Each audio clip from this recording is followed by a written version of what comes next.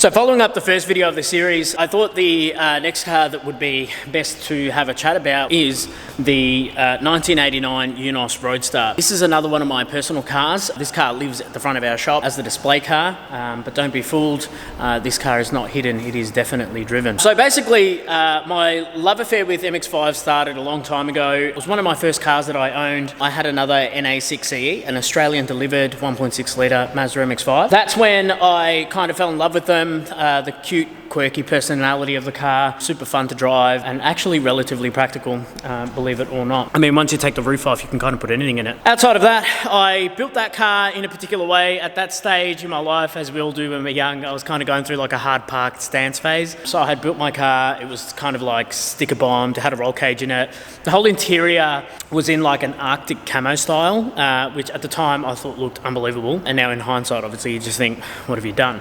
So anyway, at the time that I had that car when I was 19, I got in a little bit of trouble with the local constabulary, and I eventually had the car confiscated and destroyed. So from that day forward, I knew that I had unfinished business with that platform, and I knew one day that I would get another one and find my way around building it the way that I wanted to. When you're that age, you kind of don't have any money. So things kind of evolved later throughout my life. There was an opportunity for kids before anything else came along, and I actually got a 2006 NC1 MX5, a 6-speed 2-litre.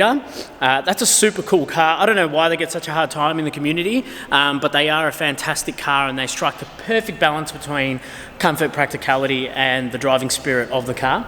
So I had that for a couple of months, maybe a couple of years even, leading then into marriage and all the rest of it, and the rest is history. And I owned a number of cars ever since then. Now, I didn't really have any intention at the time of getting back into one of these, but the opportunity came up, as they always do, and the position I was in, I thought, look, if I don't buy this now, they're going to become unattainable. So this particular example was exactly how you want to find one of these cars.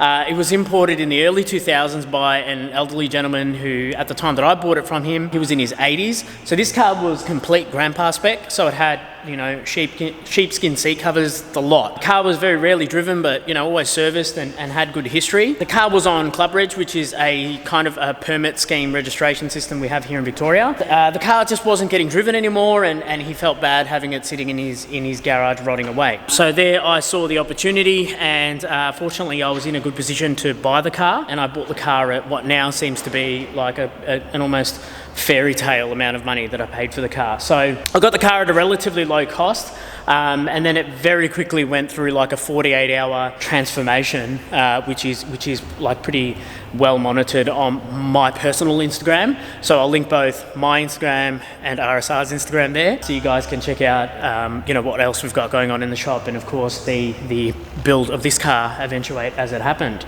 Basically, the car is very simple in its aesthetic setup. Basically just got a polyurethane garage very style front lip. I've made a offset license plate holder just so it gets it out of the middle, it doesn't look so goofy.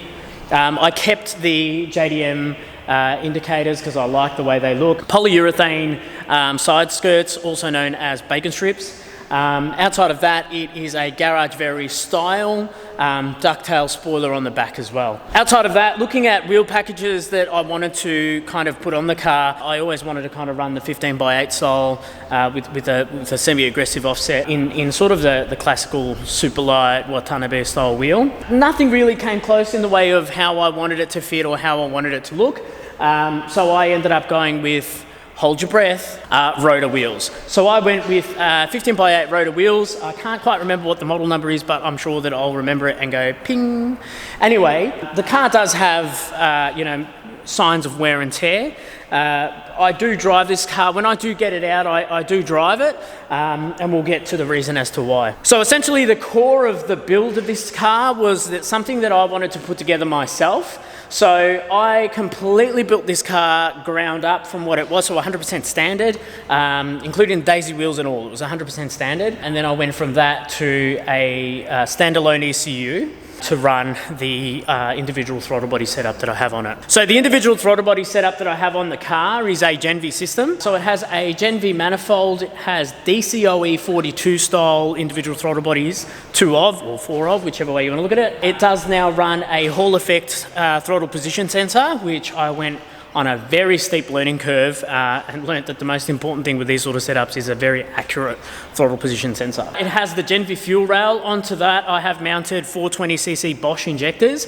I have a Bosch fuel pressure regulator mounted on that as well. Standard fuel pump, standard fuel lines. I run a Adaptronic M1200 ECU, and that really just runs through the Eugene tuning system that I have. I have a dedicated laptop that stays with the car. Now obviously I have, you know, the opportunity to be around a lot of special cars, you know, in the other cars that you've seen in the build series. You know, they all have their sort of perks and things that I obviously love about them. This particular car is super special to me just because it's kind of been like an accumulation of all of the skills and experiences that I've had throughout my, you know, I suppose, career with these cars, of all types, all sorts of cars I've dealt with, all the way back to the 70s, all the way to modern cars and whatnot. Throughout the way I've learned some pretty important lessons, and they've all kind of accumulated into this one, you know, they've kind of manifested into this one beautiful project, which is the Eunos Roadster. So the car itself obviously drives unbelievably. It's a super tight chassis. Mileage wise or kilometre wise,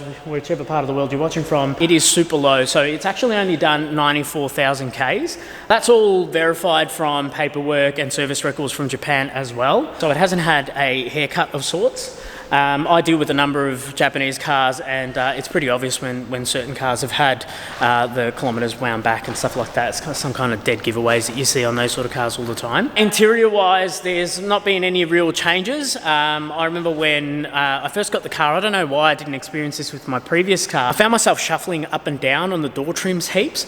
So what I decided to do is I took the armrests out of the door and I just replaced them with some genuine Japanese bus Surikawa. I've got a Brown Davis bolt-in roll cage. Everything else remains standard. So I've got the super hyper rare horn pad on the standard wheel, which is in pretty good condition given its age. So there's no real huge changes in interior. I do have a fire extinguisher, as I do in the other cars as well. I like to have them. I've seen too many cars burn down from real basic stuff. Like, you know, it doesn't have anything to do with, you know, your ability to build a car or whatever. Things just go wrong, and when they go wrong bad.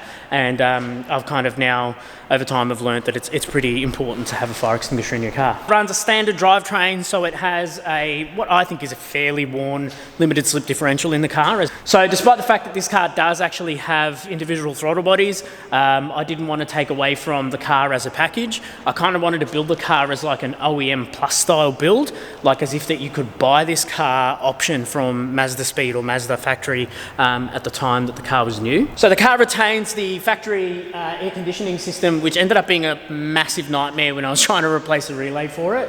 It was a Denso relay that was discontinued, which was a nightmare to find. Despite the fact that I don't actually have the drive belt on the power steering and the aircon, it was worn quite bad. So either way, I mean, I guess the way that I built the car, I wanted it to be super responsive, I wanted it to be snappy, and I wanted it to make all the right noises, and it certainly does do that. It delivers the driving experience that no other car does. You know, I've been fortunate enough to be around, you know, big power cars. I've been in other big power cars, and even, you know, like just your run-of-the-mill sort of Japanese stuff. You know, they're all relatively quick. Commodore that I've done the other video on, you know, that's pretty quick on the street too. So I've also had history with, you know, 1000cc motorbikes, 600cc bikes and all that sort of stuff. So I know what it is to go fast, and it doesn't always have to be about that. That's, you know, the cliche line that you get from an MX5 owner is, it's not about the power, man.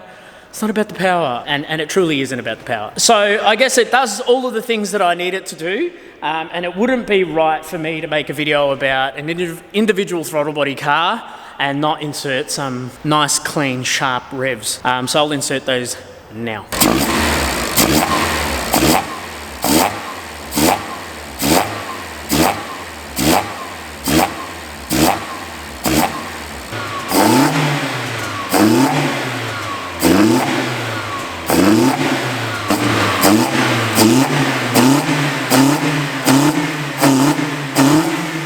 So obviously, as you can see, it makes all the right noises and it does all the right things. Like I like to finish up with these videos, when it comes to the future plans for this car, to be honest with you, I think it'd just be best for me to enjoy the car. It's got low mileage, it hasn't been driven that much, it's still got plenty of life to give, got no super outstanding issues that I'm concerned about. So the only plans for this car moving forward are to really enjoy it and just drive it as much as I can, you know, and really get around the build and and enjoy the years to come. And hopefully life permits me to keep this car and get to enjoy it for years and years and years to come, because yeah, I mean, even to sell it now, the car would probably attract a fair price, but what am I going to do with that? Not everything can be measured in money. But obviously, there's a number of different things that I love about the car. It's got the timeless shape, it looks super 90s, and of course, who could forget, it has pop-up headlights. So all in all, despite the fact that it was quite a complicated build to get it where it was, there was a lot of learning that I had to do. I understood the basic principles of tuning a car, but obviously I had no idea what I was getting myself into. So